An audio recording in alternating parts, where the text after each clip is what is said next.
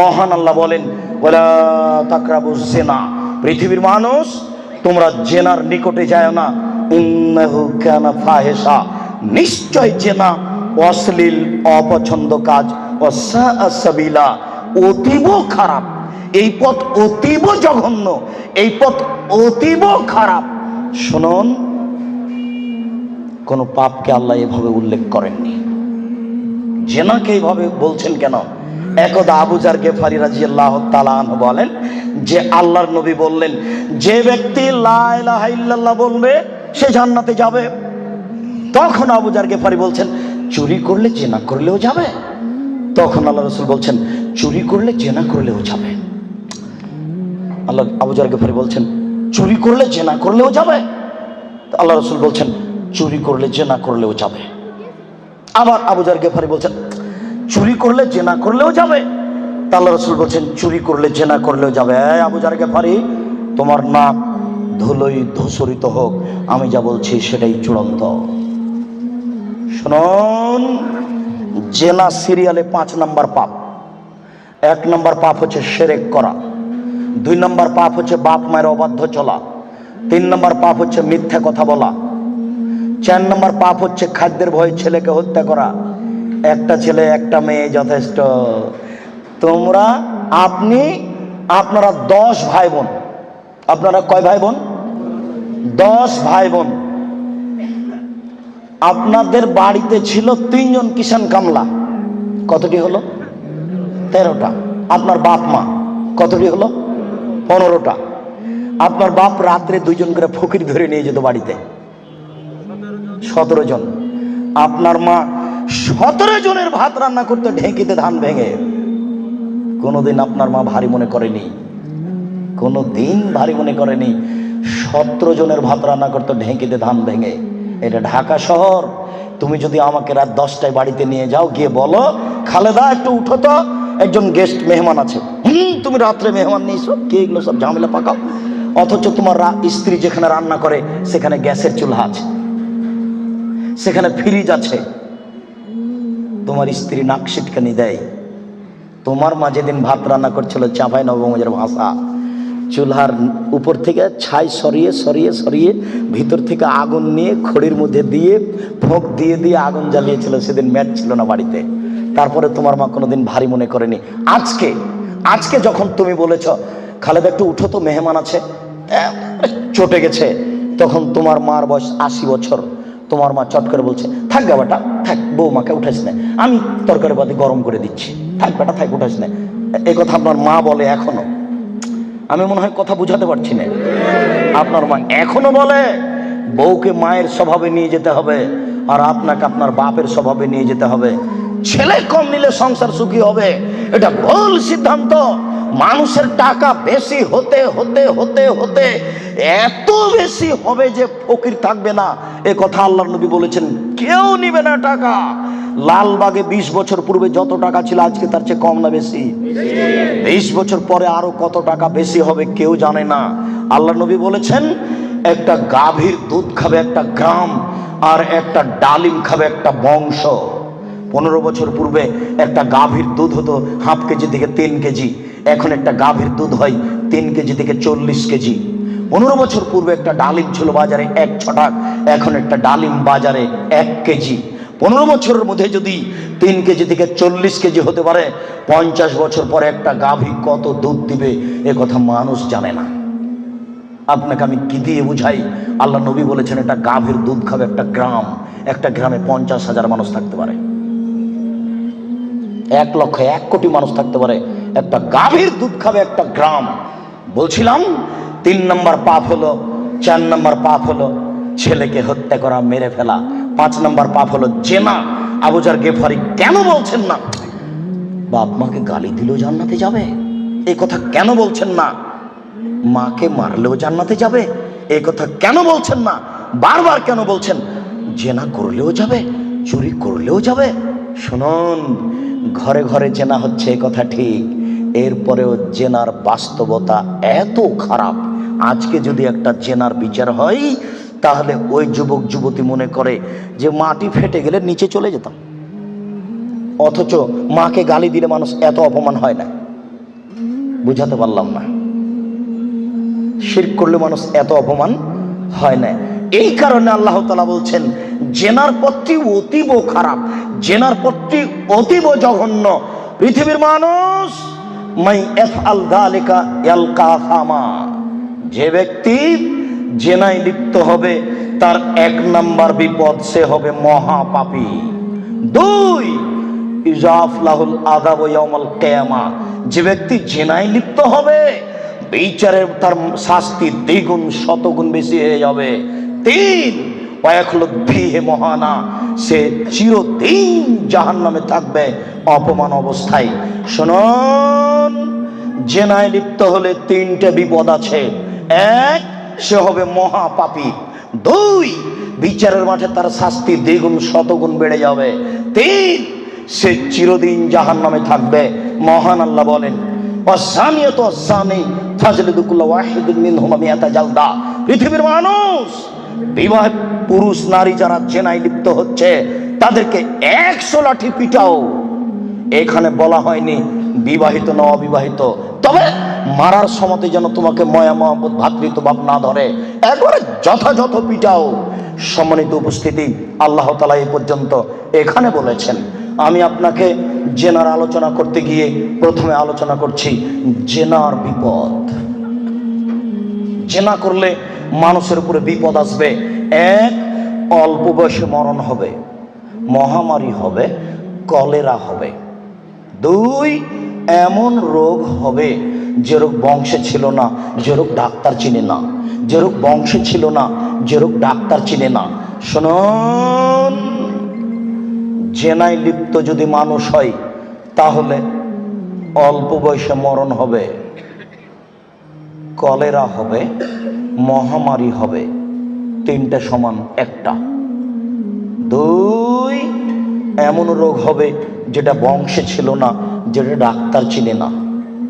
দেখুন, আব্দুল্লাহ ইবনে উমর রাদিয়াল্লাহু তাআলা আনহু বলেন রাসূল সাল্লাল্লাহু আলাইহি সাল্লাম বলেছেন লাম তাজহারিল ফাহিসাতু ফি কওমিন কাত্ত ইল্লা ফাসা ফীহিম আত-তাউন ওয়াল আওজা। যদি কোনো সম্প্রদায়ে জেনা ছড়িয়ে যায়, যেই সম্প্রদায়ে জেনা ছড়াবে তাদের উপরে 2টি বিপদ হবে। 1, তাউন, কলেরা, মহামারী। মহামারী যা, কলেরা তা, অল্প বয়সে মরণ তা। কথা কি বুঝতে পেরেছেন? 2, অল আওজাও মামা জাফি আসলাফিহিম, এমন রোগ হবে যেটা বংশে ছিল না, ডাক্তার চিনে না। এই কথাটা আল্লাহর নবী বলেননি, ওটা আমি বলেছি। মনে রাখবেন, জেনায় লিপ্ত হলে এমন রোগ হবে যেটা বংশে ছিল না, আমি বললাম। এমন রোগ হবে যেটা ডাক্তার চিনে না, এটা জেনার ভয়। আব্দুল্লাহ ইবনে মাসউদ রাদিয়াল্লাহু তাআলা আনহু বলেন রাসূল সাল্লাল্লাহু আলাইহি সাল্লাম বলেছেন লাম তাজহারিল ফাহিসাতু ফি কওমিন কাত্ত ইল্লা ফাসা ফীহিল ফাকর ওয়াল মাসকানা। যখন কোন সম্প্রদায়ে জেনা প্রকাশ পাবে তখন তাদের উপরে দারিদ্রতা, নিঃস্বতা, ভিক্ষাবৃত্তি নেমে আসবে। তাকে একদিন না একদিন ভিক্ষুক হতেই হবে। কোটি টাকা ইনকাম করলে তার সংসারে সুবিধা আসবে না। বউ স্ত্রী পরকীয়া প্রেমে লিপ্ত, স্বামীও পরকীয়া প্রেমে লিপ্ত, দুইজন দুইজনকে গালি দেয়। সারাদিনে 3 কোটি টাকা ইনকাম করে আর রাত্রে এসে দুইজন মারামারি করে। বলেন এরা ভিক্ষুক কিনা? বলেন দেখি, এদের কি আছে জীবনে বলেন? একদিন টাকা শেষ হবেই। আমি অনুবাদক, 1450 বছর পূর্বে মুহাম্মদ সাল্লাল্লাহু আলাইহি ওয়াসাল্লাম বলেছেন যেই সমাজে সুদ এবং জেনা প্রকাশ পাবে, যেই সমাজে সুদ এবং জেনা প্রকাশ পাবে সেই সমাজের উপরে ভিক্ষাবৃত্তি নেমে আসবে। তাদের অর্থ সম্পদ ধ্বংস হবেই, তাকে একদিন না একদিন ভিক্ষুক হতে হবে। এটা জেনার প্রথম বিপদ। মুহাম্মদ সাল্লাল্লাহু আলাইহি ওয়াসাল্লাম বলেন আমার উম্মত জেনাকে হালাল মনে করবে। মুহাম্মদ সাল্লাল্লাহু আলাইহি ওয়াসাল্লাম বলেন আমার উম্মত জেনাকে হালাল মনে করবে। দুঃখজনক কথা, আমরা জেনাকে হালাল মনে করবে, এত বড় পাপকে। জি, আমির রাদিয়াল্লাহু তাআলা আনহু বলেন রাসূল সাল্লাল্লাহু আলাইহি সাল্লাম বলেছেন লা ইয়াকুনান্না ফি উম্মতি আকওয়াম ইস্তাহিলুনাল হিরা ওয়াল হারিরা ওয়াল খামরা ওয়াল মাযিব। ওয়াচিরে আমার উম্মতে এমন মানুষ আসছে যারা রেশমি কাপড়কে হালাল মনে করবে, তাদের গায়ে থাকবে সিল্ক জাতীয় জামা, তাদের বাড়িতে থাকবে মখমল জাতীয় চাদর। আমার উম্মত রেশমি কাপড়কে হালাল মনে করবে। 2, আমার উম্মত জেনাকে হালাল মনে করবে। 3, আমার উম্মত মদকে হালাল মনে করবে। 4, আমার উম্মত বাদ্যযন্ত্রকে হালাল মনে করবে। সব দোকানেই টিভি, সব মোবাইলে বাদ্যযন্ত্র। কারোর কাছে এটার পাপের কাজ নয়, কেউ ভাবে না এটা পাপের কাজ। শুনুন এই ছেলে, তুমি খুব ধৈর্য ধারণ করে থাকো। আলোচনার শেষের দিক যত যাবে তত গুরুত্বপূর্ণ আলোচনা হবে। তুমি খুব সতর্ক থাকো, যতই কষ্ট হোক। সম্মানিত মুরব্বী, আপনার যতই কষ্ট হোক, আপনাকে আমি কিছু সময়ক্ষণ অপেক্ষা করার জন্য অনুরোধ করছি। আপনি ধৈর্য ধারণ করুন, ইচ্ছা করলে সময় বের করা যায় না। মুআয ইবনে জাবাল রাদিয়াল্লাহু তাআলা আনহু বলেন, রাসূল সাল্লাল্লাহু আলাইহি সাল্লাম বলেছেন, নেতৃত্ব শুরু হয়েছে নবী দিয়ে, দয়া দিয়ে, তারপরে নেতৃত্ব হবে খলিফা দিয়ে, দয়া দিয়ে, তারপরে নেতৃত্ব হবে জোরজার মুল্লুক তার, তারপর নেতৃত্ব হবে নেতা। হবেই হবে, সে যে কোনো মূল্যে তাকে হওয়াই লাগবে, যে কোনো মূল্যে। এই শ্রেণীর মানুষদের 5টা পাপের কাজ আছে। 1, ইস্তাহিলুনাল হারিরা, এরা রেশমি কাপড়কে হালাল মনে করবে। 2, অল ফরুজা, এরা জেনাকে হালাল মনে করবে। এই বোকা ছেলে, তোমার নেতাকে তুমি চিনো? ওর জেনার লাইন লেগে আছে, তুমি দেখো তদন্ত করে। আল্লাহ নবী বলেছেন, আমি অনুবাদক। এসব সমাজের নেতারা জেনাকে হালাল মনে করবে। 3, মদকে হালাল মনে করবে।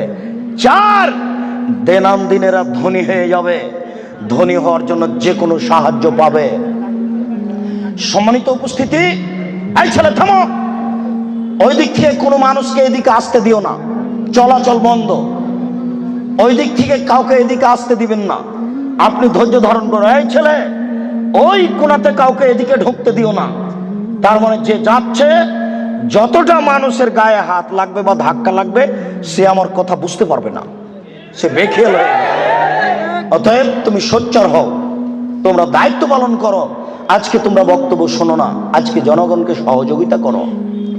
আবু হুরায়রা রাদিয়াল্লাহু তাআলা আনহু বলেন, এতাহারাজুনা তাহারুজাল হিমারে, গাধা যেমন গাভীর সাথে মিলে লজ্জা বুঝে না, ষাঁড় যেমন গাভীর সাথে মিলে লজ্জা জানে না, আমার উম্মত খোলা মাঠে জেনা করবে, লজ্জা বুঝবে না। মুসলিম।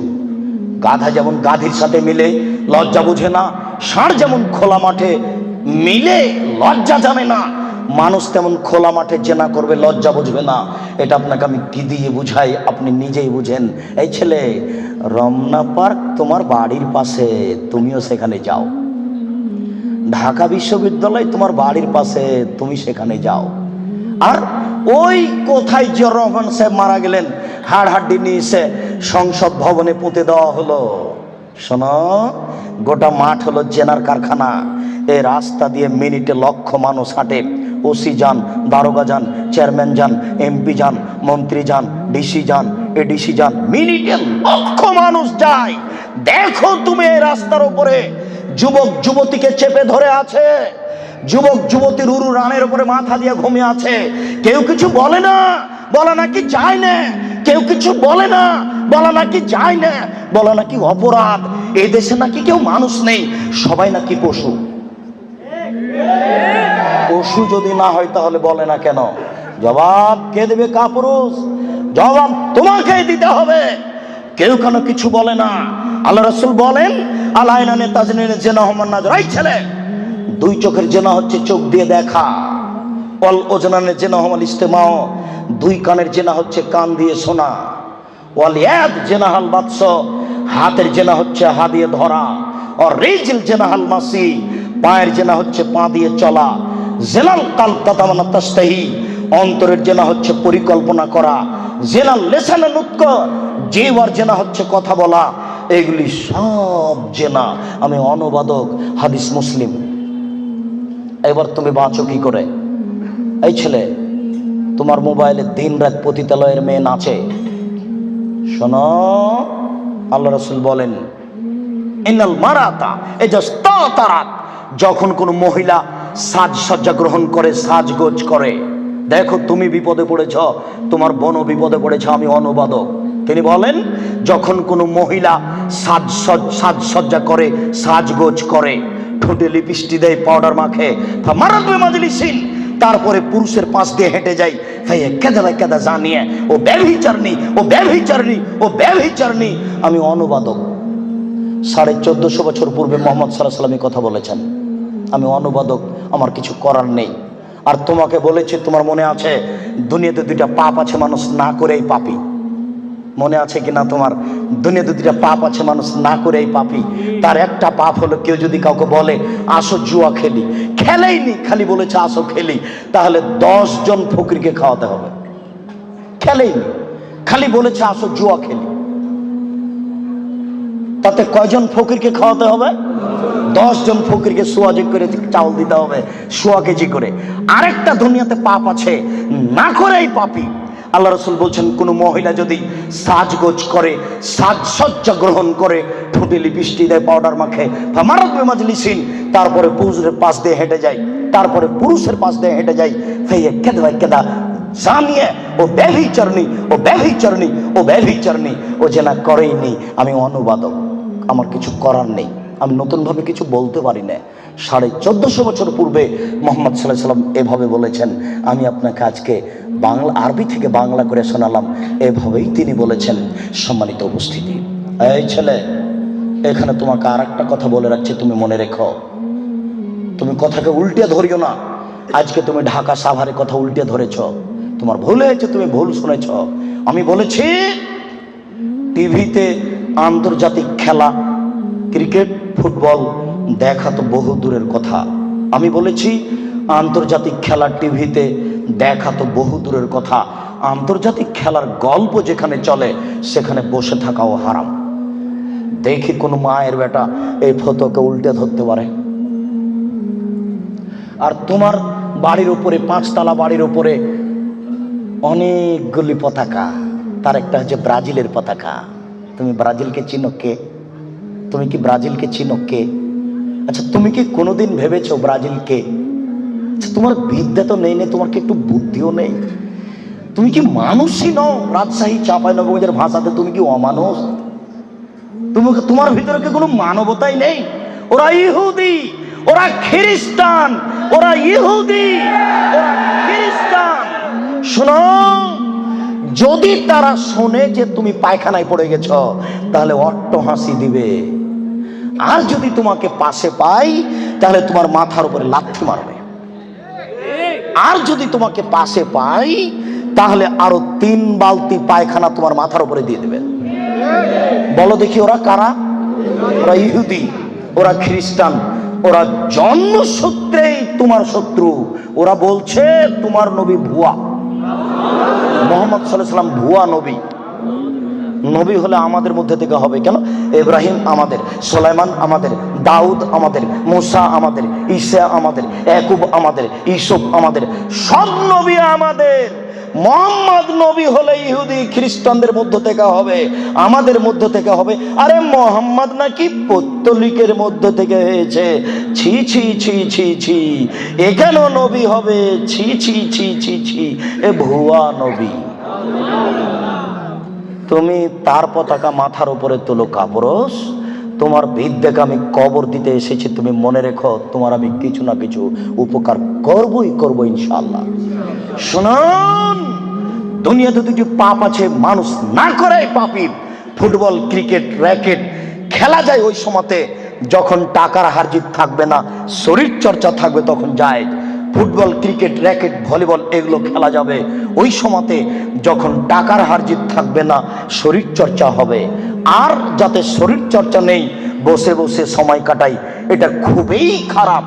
চৌসা, ছক্কা, লুডু, দাবা, পাঞ্জা, ক্যারাম বোর্ড, তাস, গেমস, এইসব খেলায় যদি কেউ অংশগ্রহণ করে, তাহলে সে তার হাতকে শরীর শুকুরের রক্তের মধ্যে ডুবিয়ে দিয়েছে। মোহাম্মদ সাল্লাল্লাহু আলাইহি ওয়াসাল্লাম বলেন, মান লাইবা বিনারদে শির ফাকাদাত খালায়াদাহু বিদামে খিনজির। কেউ যদি চৌসা, ছক্কা, লুডু, দাবা, পাঞ্জা, ক্যারাম বোর্ড, তাস, গেমস এই ধরনের খেলায় অংশগ্রহণ করে, সে তার হাতকে শরীর শুকুরের রক্তের মধ্যে ডুবিয়ে দিয়েছে। তুমি সাবধান থাকো। সম্মানিত উপস্থিতি, রাসূল সাল্লাল্লাহু আলাইহি ওয়াসাল্লাম বলেন, ইন্না মিম্মা তাখাওয়াফা আলা উম্মতি, আমার উম্মতের উপরে আমি সবচেয়ে যেটা বেশি ভয় করি, পৃথিবীর মানুষ, আমি বলে গেলাম মুহাম্মদ সাল্লাল্লাহু আলাইহি সাল্লাম, আমার উম্মতের উপরে আমি সবচেয়ে যেটা বেশি ভয় করি, এক নম্বর ভয় হচ্ছে আমার উম্মত জেনায় লিপ্ত হবে, এইটা আমার ভয়। দুই, শাহওয়াতুল খাফিয়া, আমার উম্মত গোপন পাপে লিপ্ত হবে, এইটা আমার ভয়। আমার উম্মত গোপন পাপে লিপ্ত হবে, এইটা আমার ভয়। ছেলে মেয়ে, যুবক যুবতী গোসলখানাতে ঢুকলেই পাপ করছে, একাই হলেই পাপ করছে। পুরুষ নারীর জন্য যে কত জেনার গোপন পাপের ব্যবস্থা হয়েছে এখন হিসাব করা যায় না। এই ছেলে, তুমি আছো ঢাকা লালবাগে আর তোমার বান্ধবী আছে লন্ডনে, দুইজন মিলে মোবাইলে গল্প করছো গোপনে। গল্প করতে করতে জামা কাপড় খুলতে লাগলে, খুলতে খুলতে খুলতে এখন দুইজনই উলঙ্গ, দুইজন দুইজনকে দেখতে পাচ্ছে। দুইজনের মধ্যে ব্যবধান হলো 5000 কিলোমিটার।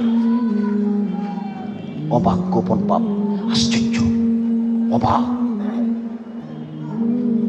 এই ছেলে, তুমি যখন থাকো না তখন তোমার মা মোবাইলে গোপন জেনা করে, প্রেমের গল্প করে, তোমার মা তাহাজ্জুদ পড়ে। এই ছেলে শোনো, তুমি আর তোমার মা যখন থাকে না তখন তোমার বোন মোবাইলে জেনার গল্প করে। মোবাইল মানে জেনা।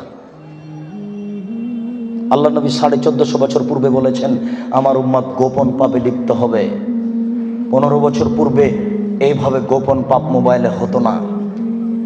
20 বছর পরে আরো গোপন পাপের কত পথ বের হবে তা আপনাকে আমি এখন ভাষায় বুঝাতে পারবো না।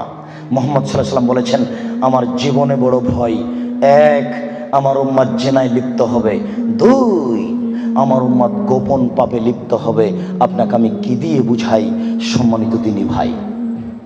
মুহাম্মদ সাল্লাল্লাহু আলাইহি সাল্লাম বলেন, রাত যখন অর্ধেক হয় তখন সমস্ত আকাশের দরজা খুলে দেওয়া হয়। যে ব্যক্তি আল্লাহর কাছে প্রার্থনা করে তার প্রার্থনা কবুল হয়ে যায়। যে ব্যক্তি যা চায় আল্লাহ তাকে তাই দিয়ে দেন। যে ব্যক্তি বিপদে পড়ে বলে আল্লাহ আমাকে বাঁচাও, আল্লাহ তাকে বাঁচিয়ে দেন। ইল্লাল বাগিন বেফারজেহা, তবে যার জেনার সম্পর্ক আছে তার কথা কবুল হয় না। এই ছেলে শোনো, তুমি ম্যাট্রিক পরীক্ষা দিয়েছো, আল্লাহর কাছে প্রার্থনা করছো, আল্লাহ আমার রেজাল্টটা ভালো করে দাও, আল্লাহ আমার রেজাল্টটা ভালো করে দাও, আমাকে গোল্ডেন দাও। আর তোমার মা তাহাজ্জুদ পড়ার পরে চোখের পানি ঝরিয়ে বলছে, আল্লাহ আমার ছেলেটাকে একটা ভালো রেজাল্ট দাও, গোল্ডেন দিয়ে দাও আমার ছেলেকে। এইভাবে তোমার মা রাতের অন্ধকারে চোখের পানি অঝর নয়নে ঝরিয়ে কাঁদছে। তুমি যখন থাকো না তখন তোমার মা মোবাইলে প্রেমের গল্প করে। তোমার মা কিয়ামত পর্যন্ত কাঁদলেও তার কথা কবুল হবে না। আমি অনুবাদক, আমি বুঝাতে পারলাম না। অর্ধেক রাত হলে আকাশের দরজা কি হয়? খুলে দেওয়া হয়। যে যা চাই তাকে আল্লাহ তা দিয়ে দেন। যে যে বিষয়ে প্রার্থনা করে সেটা আল্লাহ কবুল করেন। যে যে কোনো বিপদে পড়েছে আল্লাহ তাকে উদ্ধার করেন। তবে যার জেনার সম্পর্ক আছে তার কথা আল্লাহ কবুল করেন না। আমি কি দিয়ে বুঝাই জেনা কত বড় বিপদ? আমি কি দিয়ে বুঝাই আপনাকে জেনা কত বড় বিপদ? যেটা ঘরে ঘরে হচ্ছে, যেখানে সেখানে হচ্ছে, যেটা মানুষের কাছে আজকে পাপের কাজ নয়। শোনো, মুনাফিকি করো না বক্তব্যের সাথে। এই ছেলে, তোমাকে আমি কঠিন ভাবে বলে যাচ্ছি, তুমি বক্তব্যের সাথে মুনাফিকি করো না। এখান থেকে উঠার আগে মোবাইলে যত মেয়ের নাম্বার আছে তুমি কেটে দিয়ে উঠবা। জিন্দেগিতে কোনোদিন কোনো মেয়ের সাথে গল্প করো না। তোমার সাথে এ অংশে আমার জরুরি কথা আছে, তুমি একটু ধৈর্য ধারণ করো, একটু সামান্য একটু থামো। তোমার সাথে আমার আরো জরুরি কয়েকটি কথা আছে। মুহাম্মদ সাল্লাল্লাহু আলাইহি সাল্লাম বলেন, আমি রাতে ঘুমিয়েছিলাম, জিবরাইল আমার ডান হাত ধরলেন, মিকাইল আমার বাম হাত ধরলেন, ধরে আমাকে নিয়ে চলে যাচ্ছেন। যেতে যেতে দেখি অনেক মানুষ আসাদু সাইনতে খাফান, ফুলে ফেঁপে বিশাল বিশাল আকৃতি ধারণ করে আছে। 50 হাত 100 হাত উঁচু উঁচু হয়ে আছে। অন্তানাহু রিহান, দুর্গন্ধে টিকা যায় না, এত গন্ধ। কান্নাহুল মারাহিজ, মনে হচ্ছে যেন তারা গ্রামের টয়লেট, মনে হচ্ছে যেন তারা গণশৌচাগার, মনে হচ্ছে যেন তারা গ্রামের টয়লেট, মনে হচ্ছে যেন তারা গ্রামের শৌচাগার। যেই শৌচাগার টয়লেট পরিষ্কার করা হয় না, গণশৌচাগার গন্ধে টিকা যায় না, বিশাল বিশাল রূপ ধারণ করে আছে। আমি বললাম জিবরাইল মানা হলাই, এ কি, এরা কে? জিবরাইল এরা কারা? ছি ছি ছি ছি, এরা কারা? এতক্ষণে গন্ধ, এতক্ষণে ফুলে আছে। তখন জিবরাইল বললেন অহমদ জোনাতা জাওয়ানি, এরা হলো ব্যভিচার, ব্যভিচার নেই। বলো যুবক, মোটা মোটা হ্যাঁ ফুলে আছে, খুব গন্ধ, এরা কারা? ব্যভিচার, ব্যভিচার নেই। তুমি সাবধান থাকো, তুমি একটু অপেক্ষা করো। শুনুন, আল্লাহ নবী বলছেন যে আমার ডান হাত জিবরাইল ধরলেন, বাম হাত মেকাইল ধরলেন, ধরে নিয়ে চলে যাচ্ছেন। যেতে যেতে দেখি একটা গর্ত, চুলার মতো। কোন চুলা? যাতে তন্দুরি রুটি হয়। তন্দুরি রুটি চুলা দেখেছেন? ভিতরে রুটি দিয়ে সিদ্ধ হলে বের করে নেওয়া হয়, এরকম চুলা। তার তার ভিতরে দেখি ধাঁধা ধাঁধা ধাঁধা করে আগুন জ্বলছে। হয় যে ইরতাফাও তিরতাফাও, আগুন যখন জোরে জ্বলে উঠছে তখন ওর ভিতরে যা কিছু আছে সব উপরে চলে যাচ্ছে। হয় যে খামেদাত রাজা উফিহা, আর যখন আগুনটা কমে আসছে তখন সব নিচের দিকে চলে যাচ্ছে। ফিহারে জালন অনিসাউন ওরাতন, তাতে দেখি পুরুষ এবং নারী জমা ধরে আছে উলঙ্গ অবস্থায়, পরনে কাপড় নেই কারো, এভাবে জমা ধরে আছে উলঙ্গ অবস্থায়। আগুন যখন জোরে চলে উঠছে দাদা দাদা দাদা করে উপরে চলে যাচ্ছে, আবার যখন আগুন কমে যাচ্ছে তখন নিচের দিকে চলে যাচ্ছে, আর উপরে উঠলে মনে হচ্ছে যেন বের হয়ে পড়ে যাবে। দেখে সেখানে পুরুষ এবং নারী উলঙ্গ অবস্থায় জ্বলছে। আমি বললাম জিবরাইল মানাউলা, এরা কারা? তখন জিবরাইল বললেন অহমদ জনাত, তারা হলো ব্যভিচার, ব্যভিচার নেই। আল্লাহ নবী বলেছেন যেসব মহিলারা জেনায় লিপ্ত হবে ওদের লজ্জা স্থানের গন্ধে জাহান্নামীরা জাহান্নামে টিকতে পারবে না। যেসব মহিলারা জেনায় লিপ্ত হবে ওদের লজ্জা স্থানের গন্ধে জাহান্নামীরা জাহান্নামে টিকতে পারবে না। যেসব মহিলারা জেনায় লিপ্ত হবে ওদের লজ্জা স্থানের গন্ধে জাহান্নামীরা জাহান্নামে টিকতে পারবে না। মুহাম্মদ সাল্লাল্লাহু আলাইহি সাল্লাম বলেছেন। শুনুন সম্মানিত দিনী ভাই, আবু হুরায়রা রাদিয়াল্লাহু তাআলা আনহু বলেন রাসূল সাল্লাল্লাহু আলাইহি সাল্লাম বলেছেন আল বিকরু বিল বিকরি জিলদুমি ওয়া তাগরিবু সানা, অবিবাহিত ছেলে মেয়ে যদি জিনায় লিপ্ত হয় তাহলে তাকে 100 লাঠি পিটিয়ে এলাকা থেকে 1 বছরের জন্য তাড়িয়ে দিতে হবে। তিনি বলেন আস-সাইবু বিস-সাইবি রাজম, বিবাহিত পুরুষ নারী যদি জেনায় লিপ্ত হয় তাহলে তাকে ইট ঢেল পাথর দিয়ে মেরে মেরে মেরে ফেলতে হবে। এদেশের লাখো ভাবিকে ইট ঢেল পাথর দিয়ে মেরে ফেলতে হবে যারা দেবরের সাথে জেনায় লিপ্ত হয়েছে।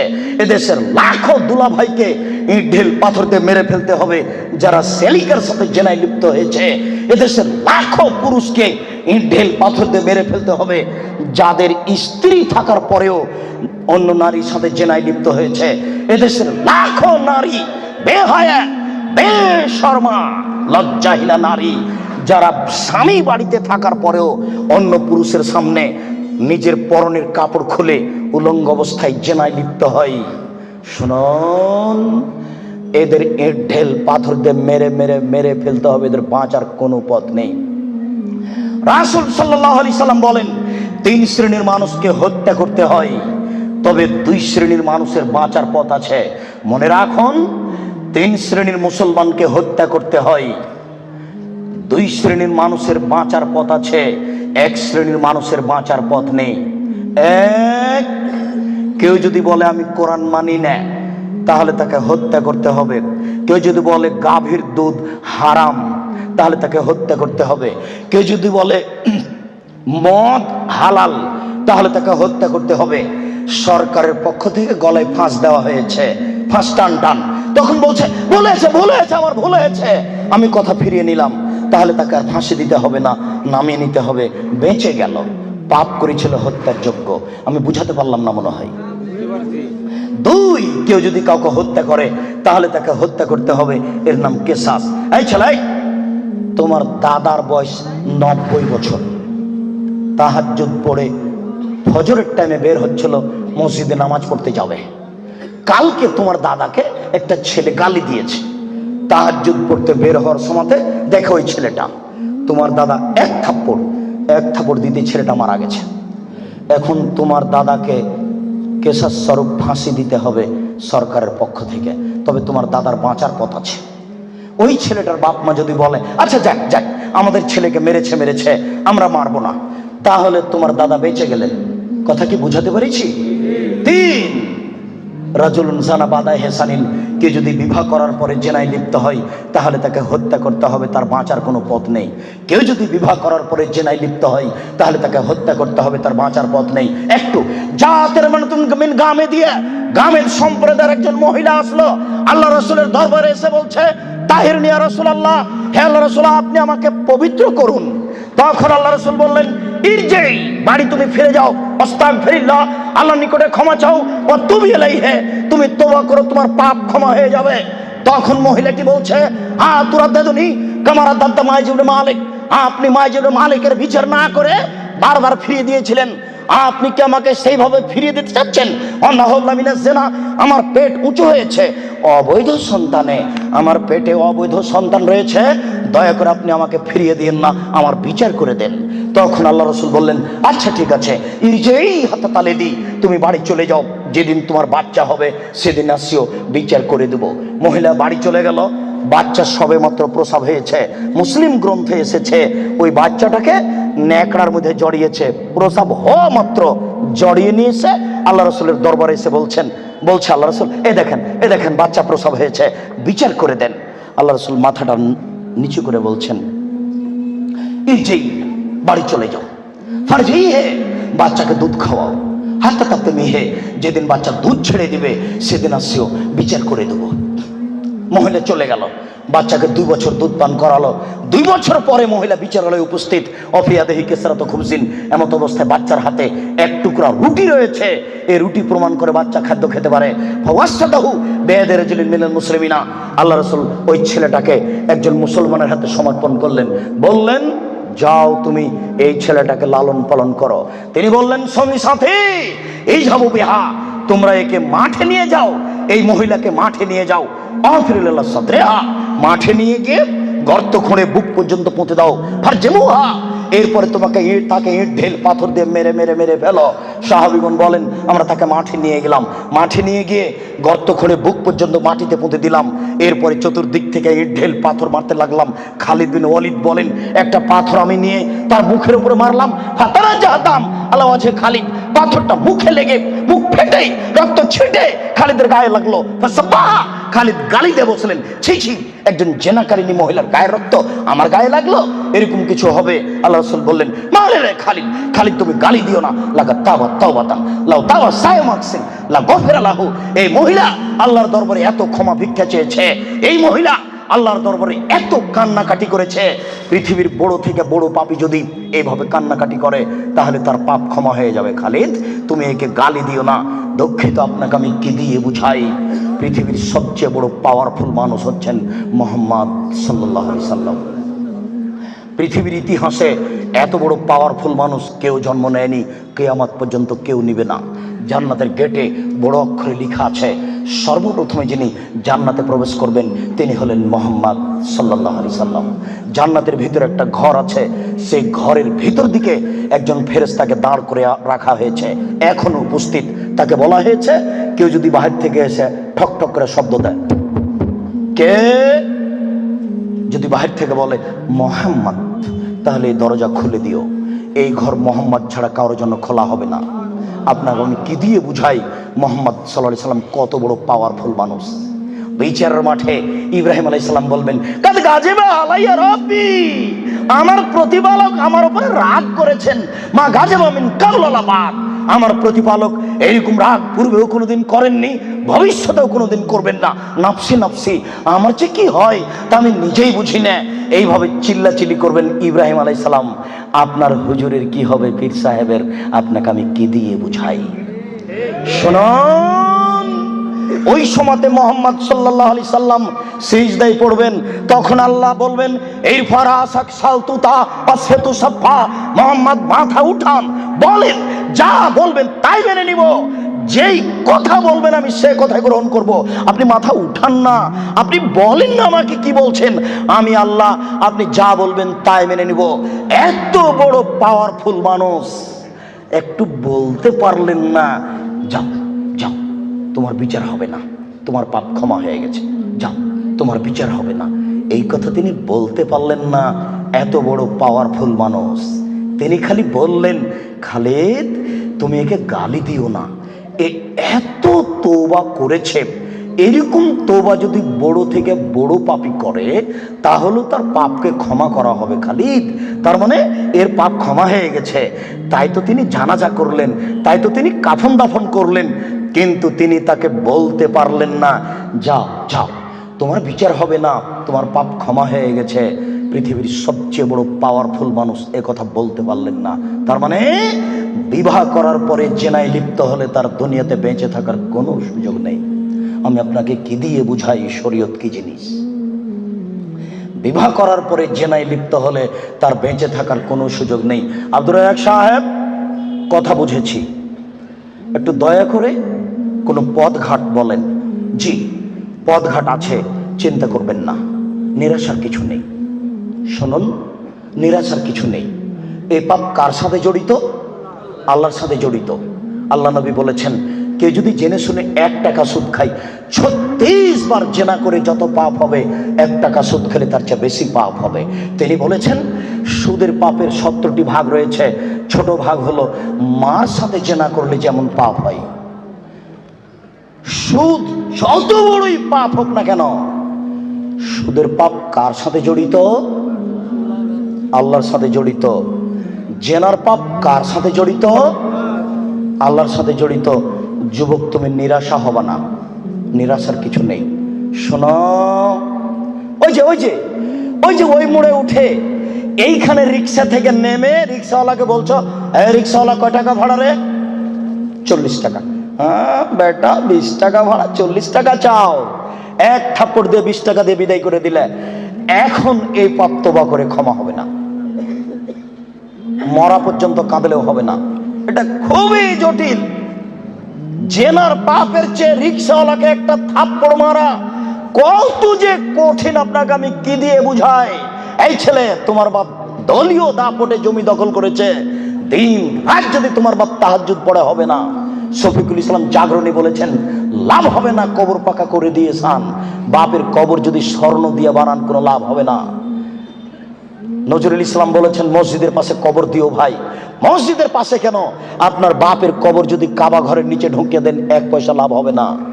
শুনুন, রিক্সাওয়ালাকে থাপ্পড় মেরেছেন, ক্ষমার পৃথিবীতে কোনো সুযোগ নেই। রিক্সাওয়ালাকে খুঁজে বের করতে হবে, খুঁজে বের করে হাত ধরে বলতে হবে, ও রিক্সাওয়ালা, আমি বুঝতে পারিনি গো, তোমাকে 1 থাপ্পড় মারা আমার ভুল হয়েছে, তুমি আমাকে মাফ করো। এই কথা বলার পূর্ব পর্যন্ত পৃথিবীতে কোথাও ক্ষমা নেই। এরা মানুষের সাথে জড়িত পাপ। এই ছেলে, তুমি দিন রাত গরু জবাই করো আর কসাই গোস্ত বিক্রি করো, কোটি টাকা ইনকাম করো, তাতে আসে যায় না। কোটি টাকা ইনকাম করো, তাতে আসে যায় না। প্রত্যেক দাঁড়িতে 50 করে গোস্ত কম দিয়েছ, এখন ক্ষমা নেও দেখি। কিয়ামত পর্যন্ত তওবা করলে এই পাপ ক্ষমা হবে না। জেনা যত বড়ই পাপ হোক না কেন, গোস্ত ঠগিয়ে বিক্রি করার চেয়ে ছোট, গোস্ত ঠগিয়ে বিক্রি করার চেয়ে অনেক বেশি বড় পাপ। এই ছেলে, তুমি তো শহরে প্রতারণা দিয়ে ব্যবসা করছো, এটা দাম কত? 1500। তুমি জানো যে এর দাম 300। আচ্ছা 300, তুমি 500 চাও। চলন্ত বাজার যদি এর 2000 টাকা হয় তবু জায়েজ। তুমি জেনে শুনে বললে 1500 টাকা, তার মানে তুমি প্রতারণা দিয়েছ। একদিনে যদি কোটি টাকা ইনকাম হয় তবু তোমাকে একদিন ভিক্ষুক হতেই হবে। তুমি এইভাবে ব্যবসা কোনোদিন সফলতা অর্জন করতে পারবে না। শুনুন, ডবল দাম নেওয়া যায়, প্রমাণ 10 গুণ দাম নেওয়া যায় যদি চলন্ত বাজার সেটা হয়। প্রমাণ, আল্লাহ রসুল বলেন, আনাস, এই যে 1 টাকা নাও, ছাগল কিনে নিয়ে আসো। আনাস বাজারে গিয়ে 1 টাকা দিয়ে ছাগল কিনে আরেক জায়গাতে 2 টাকায় বিক্রি করেছেন। 2 টাকা দিয়ে বিক্রি করে আবার 1 টাকা দিয়ে একটা ছাগল কিনেছেন আর 1 টাকা নিয়ে চলে এসেছেন। আল্লাহ রসুল, এনেন একটা ছাগল আর 1 টাকা। আনাস, কি ব্যাপার? তোমাকে যে আমি টাকা দিয়েছি একটা ছাগল কেনার জন্য, তো টাকাও দিচ্ছ, ছাগলও যে দিচ্ছ। আল্লাহ রসুল, আমি বাজারে একটা ছাগল কিনে ওকে 2 টাকায় বিক্রি করেছি, তারপরে 1 টাকা দিয়ে আরেকটা ছাগল কিনেছি আর 1 টাকা ফিরে নিয়ে এসেছি। আচ্ছা আচ্ছা, বারাকাল্লাহু ফি তিজারাতিক, আল্লাহ তোমার ব্যবসাতে বরকত দান করুক। কি বুঝলেন? ডবল দামে বিক্রি করেছে। ঢাকার ওই পারে যদি 1 টাকা বড় 600 টাকা গজ হয়, আর এই পারে যদি 1200 টাকা গজ হয় তবুও জায়েজ। হোমিও ডাক্তার আমাকে বলছে, আব্দুর রাজাক সাহেব, মাত্র এই বোতলে 10 টাকার ওষুধ আছে, আমি এখান থেকে 1 ফোঁটা ওষুধ দিয়ে 3000 টাকা নিই, যদি টাকা কম নিই তাহলে তার ভরসা কমে যাবে। একদিন পরে আবার এসেছে, এসে বলছে ওষুধ দেন। কি করি, আমিও নিরুপায়। তখন এমনি পানি দিয়েছি, কিচ্ছু না, পানি দিয়েছি, দিয়ে 500 টাকা নিয়েছি। যদি 50 টাকা নিই তাহলে সে মনে মনে বলবে আমাকে কোনো ওষুধ দিল না, আমি কি করব? তখন আমি বললাম, ব্যবসা করো, প্রতারণা দিও না। চলন্ত বাজার যদি 1500 টাকা হয় তাহলে নেও, অথবা 500 টাকা নেও, ওই সময় 200 টাকা নিও। তুমি বুঝতে পারছো এটা প্রতারণা, এমন কিছু করো না, জেনার চেয়ে এটা অনেক অনেক অনেক জটিল। সম্মানিত উপস্থিতি, এই ছেলেরা, তোমাকে আশ্বস্ত করছি, নিরাশা হয় না। তবে আমি তোমাকে বলেছি, এখান থেকে উঠার আগে মোবাইলে যেন আর কোনো মেয়ের নাম্বার না থাকে। এবার শোনো, তুমি যদি আজকে মোবাইলের সব নাম্বার কেটে দিতে পারো, আর তুমি যদি বলতে পারো আমি জিন্দেগিতে আর কোনোদিন কোনো মেয়ের সাথে কথা বলবো না, তাহলে তুমি যে কোনো বিপদ থেকে বেঁচে যাবা। আমি আলোচনার শেষের দিকে আসছি। সম্মানিত উপস্থিতি, জি, আপনারা ধৈর্য ধারণ করুন। দুইজন ইসলাম গ্রহণের অপেক্ষায় আছে, আমাদের হাত রেখে ইসলাম গ্রহণ করুন। আমরা তাড়াতাড়ি শেষের দিকে চলে এসেছি। একবারে এক পায়ে দাঁড়িয়ে থাকেন, যে কোনো বিপদ থেকে বেঁচে যাবেন এই পথ বন্ধ করতে পারলে। প্রমাণ, 3 জন লোক রাস্তায় হাঁটছিল, বৃষ্টি আসলো, পাহাড়ের গর্তে ঢুকলো, একটা বড় পাহাড়, বড় পাথর মুখের উপরে আসলো, আর তারা বের হতে পারবে না। একজন বলল, আল্লাহ, আমার বাপ মাকে ভালোবাসি, পাথরটা সরিয়ে দাও। আল্লাহ বললেন, আচ্ছা ঠিক আছে, একটু দিলাম। একজন বলল, আল্লাহ, আমি একটা লোককে কাজে নিয়েছিলাম, অর্ধেক দিন কাজ করার পরে চলে যাবে। আমি বললাম, টাকা নেও। বলছে, না, নিব না। কদিন পরে এসে বলছে, টাকা দেন। আমি বললাম, গরু ছাগল নিয়ে যাও। আমাকে বলছে, মজাক করবেন না, একদিনের টাকা দেন। আর আমি বললাম, মজাক করিনি, তুমি গরু ছাগল নিয়ে যাও না। সব নিয়ে চলে গেল। আমি যদি তোমাকে সন্তুষ্ট করার জন্য এই কাজ করে থাকি, পাথরটা সরিয়ে দাও। আল্লাহ বললেন, আচ্ছা ঠিক আছে, আমি সরিয়ে দিলাম। 3 জনের তৃতীয় জন বলছে, আল্লাহর নবী, আমার একজন চাচাতো বোন ছিল, আমি তাকে জীবন বাজি রেখে ভালোবাসতাম, আমি তার সাথে জেনা করতে চাইলাম, ফাবাত, সে নাকচ করে দিল। আমাকে বলল, এই তুই যদি 100টা স্বর্ণের টাকা আমাকে দিতে পারিস আমি রাজি। আমার ভেবেছিল আমি গরিব মানুষ, 100 টাকা সংগ্রহ করতে পারবো না। হাড় ভাঙা পরিশ্রম করে 100 টাকা নিয়ে উপস্থিত, আমার বোনের হাতে দিলাম। আমি তার 2 পায়ের মাঝে বসলাম, আমি জেনা করব। তখন আমার বোন বলছে, আব্দুল্লাহ, হে আল্লাহর বান্দা, ইত্তাকিল্লাহ, আল্লাহকে ভয় কররে, ওরা তাফতাহিল খাতামা, তুই আমাকে অসতী প্রমাণ করিস না। এ আল্লাহর বান্দা, তুই আল্লাহকে ভয় কররে, আমাকে অসতী করিস না। ফাকুমতা আনহা, আমি ওখান থেকে উঠে গেছি, তোমার ভয়ে পাথর সরিয়ে দাও। আল্লাহ বলেন, আচ্ছা ঠিক আছে, আমি পাথর সরিয়ে দিলাম। এ দেখো, বিপদ থেকে বেঁচে গেল জেনা বন্ধ করার কারণে। আমি মনে হয় বুঝাতে পারলাম না, বুখারী মুসলিমের হাদিস। 2, এই ছেলে শোনো, শুধু বাঁচা নয়, আজকে থেকে তুমি যদি বলতে পারো, কোনো মেয়ে যদি তোমার সাথে জেনার গল্প করতে চাই, তাহলে তুমি মোবাইলে বলবা, ইন্নী আখাফুল্লাহ, আমি আল্লাহকে ভয় করি, জিন্দেগিতে আমি তোমার সাথে আর কোনোদিন কথা বলবো না, তুমি আমার সাথে কথা বলবো না। এই কথা যদি তুমি বলতে পারো, বিচারের মাঠে তুমি বিশেষ ছায়াতলে 7 শ্রেণীর মানুষ থাকবে, তবে তুমি একজন। বুখারী মুসলিম। আমি কি বুঝাতে পেরেছি? তার মধ্যে তুমি একজন। 3, এবার তোমাকে ছেড়ে চলে আসলাম তোমার বোন আর তোমার মায়ের কাছে। রাসূল সাল্লাল্লাহু আলাইহি ওয়াসাল্লাম বলেছেন, কেউ যদি 4টি কাজ করতে পারে, কোনো নারী যদি 4টি কাজ করতে পারে, জান্নাতের যে কোনো দরজাতে ঢুকতে পাবে। 1, 5 ওয়াক্ত নামাজ পড়বে। 2, রমজান মাসের রোজা থাকবে। 3, স্বামীকে মেনে চলবে। 4, জেনায় লিপ্ত হবে না, জান্নাতের যে কোনো দরজাতে ঢুকতে পাবে, কোনো সমস্যা নেই। এবার সবার জন্য আল্লাহ তাআলা বলেন, ওয়ানাহান নাফসা আনিল হাওয়া ফাইনাল জান্নাতাল হিয়াল মাওয়া। পৃথিবীর মানুষ, তোমরা শুনে রাখো, আমি আল্লাহ বলছি, তোমরা যদি তোমাদের প্রবৃত্তিকে ঠেকাতে পারো, যদি বলো আর কোনোদিন জেনায় লিপ্ত হব না, তাহলে আমি আল্লাহ তোমাদের জন্য জান্নাতুল মাওয়া রেখেছি। যারা প্রবৃত্তিকে ঠেকাতে পারবে তাদের জন্য আল্লাহ জান্নাতুল মাওয়া রেখেছেন। সম্মানিত উপস্থিতি, জেনা যত বড়ই পাপ হোক না কেন, আজকে আপনি সেখান থেকে ফিরে আসার চেষ্টা করুন, আল্লাহ আপনাকে রক্ষা করবেন ইনশাআল্লাহ। সম্মানিত উপস্থিতি, শেষের দিকে এসে বলছি, আপনারা জানেন আমি 12 থেকে 15 বছর থেকে ঢাকায় আসি। তখন থেকে আমি ভাবছিলাম একটা ঢাকায় বা ঢাকার আশেপাশে কোথায় একটা বিশাল ভূখণ্ড পাওয়া যাবে যেখানে একটা উন্নত মানের প্রতিষ্ঠান গড়া যাবে। ঘুরতে ঘুরতে দেখলাম এই যে 300 ফুট রাস্তার মাথায় পূর্বাচলের পাশে দেবই বাজারের এখানে এলাকার লোকেরা 14 বিঘা জমি আমার হাতে হস্তান্তর করেছে। 2013 সালের 24 আগস্ট রোজ মঙ্গলবার আমি বলেছি জনগণের উদ্দেশ্যে আমার হাতে টাকা নাই, একথাও সত্য, এখানে প্রতিষ্ঠান গড়বে একথাও সত্য, ইনশাল্লাহ গড়বেই গড়বে যে কোনো মূল্যে। আপনি এখন দেখতে গেলে খুশি হয়ে যাবেন। ছেলেদের মেয়েদের উন্নত মানের থাকার ব্যবস্থা রয়েছে, উন্নত মানের খাওয়ার ব্যবস্থা রয়েছে। ভর্তির তারিখ 2রা জানুয়ারি রোজ শনিবার। ছেলেদের মেয়েদের উন্নত মানের থাকার ব্যবস্থা রয়েছে, উন্নত মানের খাওয়ার ব্যবস্থা রয়েছে।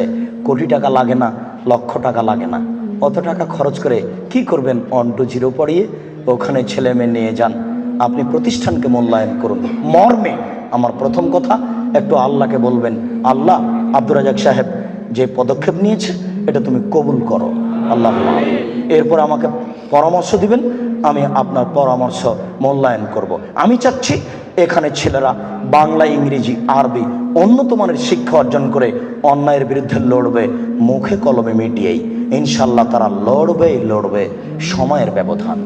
এরপরে আপনাকে যেটা বলেছি, আল্লাহর নবীর চলেনি টাকা ছাড়া, আমার চলবে টাকা ছাড়া, এই কথা আমি মনে করি না। যার যতটুকু সম্ভব এখানে ব্যয়বহুল খরচের প্রতিষ্ঠান নির্মাণ কাজ চলছে। ছেলেদের মেয়েদের পৃথক পৃথক আবাসিক ব্যবস্থা, মসজিদের পরিকল্পনা এবং শিক্ষক আবাস সব মিলেই অনেক বড় কাজ চলছে। আমি বিশ্বাস করি পতিতালয়ের মহিলা যদি কুকুরকে পানি পান করে জান্নাত যেতে পারে, আপনি যদি এখানে টাকা দিয়ে অংশগ্রহণ করেন আপনিও জান্নাত পাবেন ইনশাআল্লাহ, এতে আমি বিশ্বাসী। এই প্রতিষ্ঠানকে মূল্যায়ন করুন। শেষের কথাটি, আমরা চিরদিন থাকবো না, এই কথাই ঠিক। আমার কাছে বিদ্যা নেই, এরপরেও ভাঙাচোরা বিদ্যা দিয়ে এই বই পুস্তকগুলি লেখার চেষ্টা করি।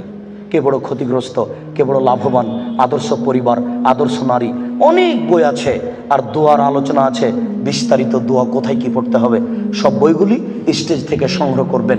সকল দিনই ভাই বোনকে বইগুলি স্টেজ থেকে সংগ্রহ করার অনুরোধ রেখে আল্লাহকে বলছি, আল্লাহ আমাদের যারা মারা গেছে তুমি তাদের কবরের শাস্তি মাফ করো। আমরা যারা অসুস্থ তুমি তাদের আরোগ্য দান করো। আমরা যারা বেঁচে আছি তুমি তাদেরকে তোমার রাসূলের পদ্ধতি অনুযায়ী চলার তৌফিক দান করো। এই দাবি, এই দাওয়া, এই দোয়া তোমার দরবারে রেখে আজকের সংক্ষিপ্ত আলোচনা এখানে শেষ করলাম।